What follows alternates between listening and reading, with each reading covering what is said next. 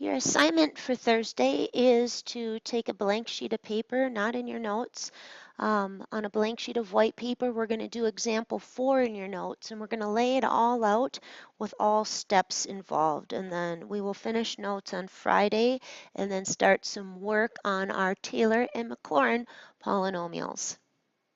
So example 4 says to find the Taylor polynomial of 6th degree for the function f of x equals ln x centered about 1. So just to give you an idea what we're going to be doing here. Oops, come on. There we go. All right, so our natural log function we know looks like this. We're going to fit a 6th degree polynomial to it that's going to be centered about x equals 1 or c equals 1. So I'm going to have a curve that's going to fit that. Now the tangent line, or the first degree Taylor polynomial at c equals 1 is not a very good approximation. You can see that we've got a concave down function, so our tangent line approximation is going to be an overestimate. Furthermore, it's going to be a gross overestimate as we get farther and farther away from the natural log function. But we are going to create a 6th degree polynomial that fits this a lot better and has a bigger accuracy for a while, and then it's going to drop off. But again, we can avoid that drop off if we just up the ante with n and make a higher degree polynomial. So first of all, I'm going to have you rewrite down the general model for a 6th degree polynomial. So our f of x, we're going to approximate using a Taylor polynomial of 6th degree, all right? And I'm just going to start this off in its general form. I think the more you write it, the better chance you have of remembering it. So in general, this would be f of x plus the first derivative times x minus c to the first degree over 1 factorial plus the second derivative, oops, I forgot that in there. The second derivative at c times x minus c to the second power over 2 factorial plus the third derivative, and it's a pain to write, but the more you write it, the better the chances that you're going to remember. X to the third over 3 factorial, and I'm going to do one more because then we're going to get more specific with it, but just to get the model underway, the fourth derivative at c times x minus c to the 4th power over 4 factorial, and then I'd have the 2 more. So now that I've got the general model in my head, I'm going to make it a little bit more specific to this question because I know my function and I know my center. So my ln x is going to be approximated by doing the 6th degree Taylor polynomial. And we're going to center ours at, sorry, that should be a c, at 1. So I'm going to have f of 1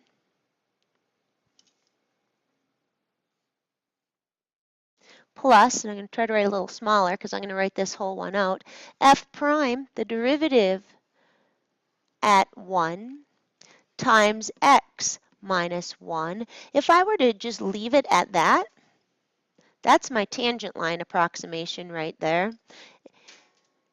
Then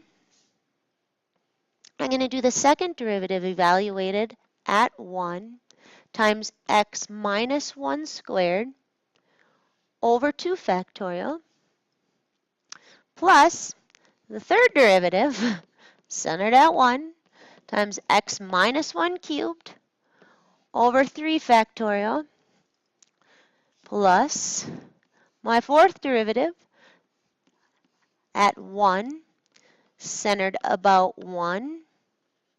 If I stopped right here, it would fit a 4th degree polynomial to the natural log function, but it said 6th, so I've got to do 2 more. the fifth derivative at 1, x minus 1 to the fifth over 5 factorial, and then I'm going to have to tack the sixth term down here.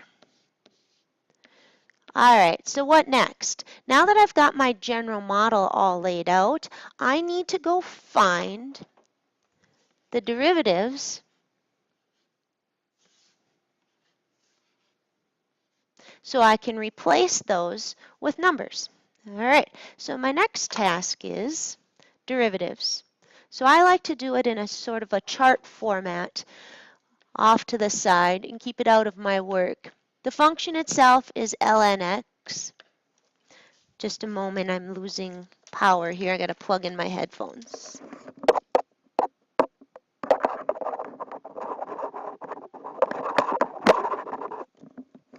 All right, I'm back in business. My headphones were beeping saying they were going to lose power pretty soon. So plugging them into my computer. I'm moving my computer if you're wondering what I'm doing. All right, my cords are all tangled. Uno momento, por favor. I've got to take the headphones off because they're wrapped around a speaker. All right, I'm good to go. All right. F of 1 would be ln 1, which is 0. F prime of x, the derivative of the natural log function, is 1 over x. I need the first derivative evaluated at the center, which would be at 1.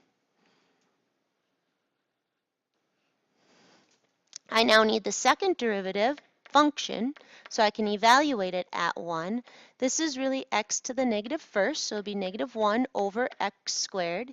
Evaluated at 1 is negative 1. I need the third derivative function.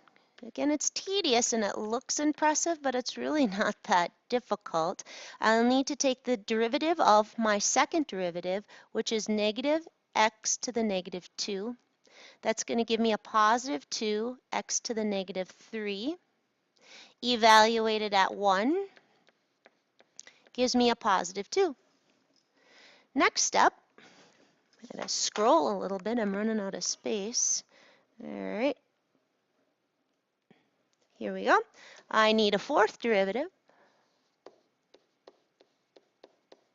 Again, this is 2x to the negative third, so the fourth derivative is going to be a negative 6 over x to the fourth. Evaluated at the center is negative 6, and you can on your sheet of paper just go kind of put that right above that fourth derivative. The fifth derivative, again, that's really negative 6x to the negative fourth, is 24x to the negative fifth, or equivalently 24 over x to the fifth, whatever you like better. I need to evaluate that fifth derivative at 1. Gives me a positive 24. Whew! Sixth derivative of x would be negative 120 over x to the sixth power. Evaluated at 1 is a negative 20. So that was a lot of work, but what it gave me is the numerical replacements for my model up here. Notice why we're on a big slice. We're doing one of them really slowly and all drawn out, and then maybe we'll find ways to cut some corners later, but not yet. So my sixth degree Taylor polynomial, centered at 1 for the function ln x, is going to be 0 plus 1 times x minus 1 to the first over 1 factorial. My second derivative was a negative 1, so I'm going to have a minus x minus 1 squared over 2 factorial.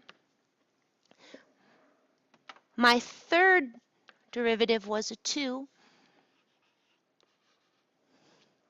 so I'm going to have plus 2 times x minus 1 cubed over 3 factorial.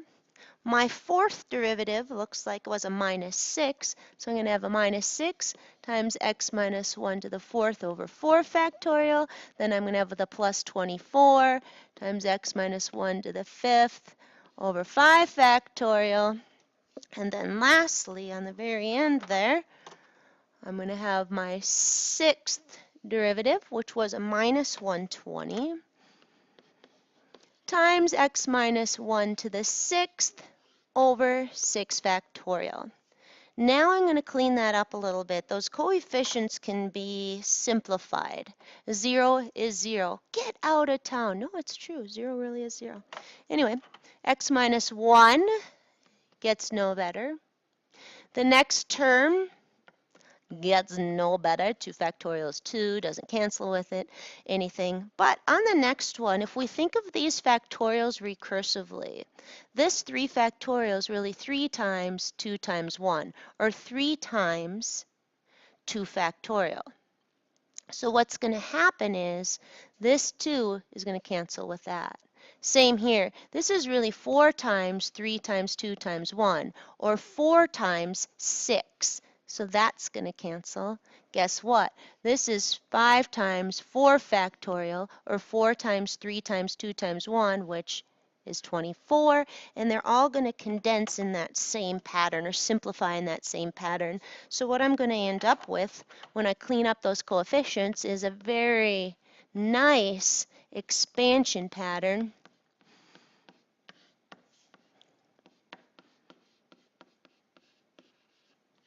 And then my last one also, 6 is really 6 times 5 factorial. 5 factorial is 120. So what that leaves me with is x minus 1 to the sixth over 6. So there's my Taylor polynomial. Now, I'm supposed to use that to approximate the natural log at 1.1. So what I want you to do at this point is take out your calculator. In y1, I want you to put the actual natural log function. How does my calculator know what that is, by the way? I wonder if there's a polynomial programmed in there. Probably. Y2, I want you to enter this. So you're going to need to pause the video and go to your calculator, and I want you to enter these in Y1 and in Y2. So I'm going to shrink my screen down, and I've got them preloaded. So pause the video and enter these in your graphing calculator. And what I'm going to do next is look at t sub 6, the Taylor polynomial of 1.1, because that gives me an approximation for the natural log of 1.1. Now, since I have it programmed in my calculator, what I'm going to do is go look at the table. So I have the actual value in Y1. Actually, probably should put that in Y2, but whatever, I already have it typed in. And I have the approximation in Y2. So there's no point in me going here and replacing all these with a 1.1 because I already have it in a table. So I'm going to go to my table, and I'm going to go where I entered 1.1. My approximation is in Y2, and I'm going to look down at the bottom here. I don't know why it won't put that on there, but I'm going to write that out. My T6 of 1.1 is 0.09531016667. Actually, I think there's even another 6, but there's my approximation. Now let's go take a look at the actual value. So I'm going to arrow over to Y1. I'm going to look down on the bottom where it expands it. ln of 1.1 is, according to my calculator, and I'm purposely lining these decimals up, so if you could do that also, because we're going to look at the error in our approximation. All right, so look at the accuracy. I'm accurate 1, 2, 3, 4, 5, 6, 7 decimal places, and then I start to diverge away from the correct answer. could I have figured out what my maximum error is? And although I didn't ask it for this question, I want to add that to it. You'll notice that our 6th-degree Taylor polynomial is an alternating series, really. It's a part of an alternating series, but it is x minus 1 to the nth over n, if I were to write it as a series.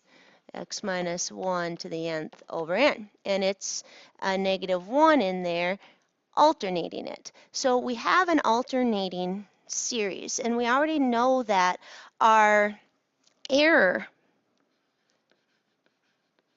is always going to be less than or equal to, for an alternating series, it's less than or equal to the first unused term in the series. Well, what term is the next one over here? I'll put it in black. I would have gone plus x minus 1 to the 7th over 7. And at 1.1, I would have had 0.11 to the 7th over 7. On my calculator, if I evaluate that, let's go quit out here.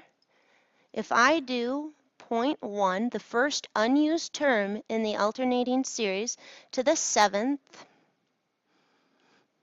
divided by 7, you'll notice that what I get is, I'm going to erase this. Actually, I'm not. I'll put it in black.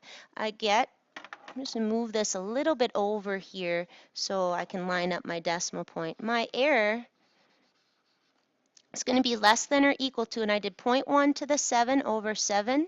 It was the first unused term in the alternating series, and I've got 7 zeros. 1, 2, 3, 4, 5, 6, 7, and then a 1, 4. You can see that my error analysis lines right up with the actual error difference. That is really cool. It looks like, wow, I'm stepping back and looking at my smartboard. I'm like, holy crap.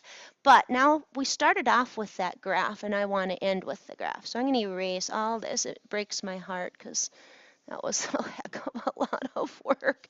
Anyway, so again, I had you put them in Y1 and Y2. I would also like you to change your window thusly. So if you could take a minute and change your window, if you need to pause, super-de-duper. I'm going to hit graph. So in blue is my y1. It's my original function, y equals ln x.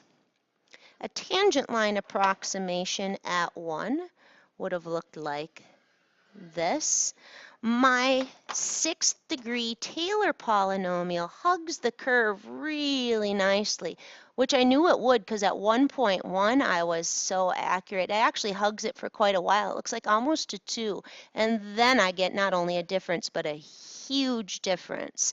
But you'll notice that in this window right here, I've got a really nice matchup with that polynomial. Well, you might say, well, that's not so good. What's going to happen over here is horrible. It is. But all I would have to do to get this red curve to continue to hug the blue is just keep expanding and maybe do a 99th degree Taylor polynomial. Anyway, peace out, and I'll just look at these notes tomorrow. Have a good one. I am done.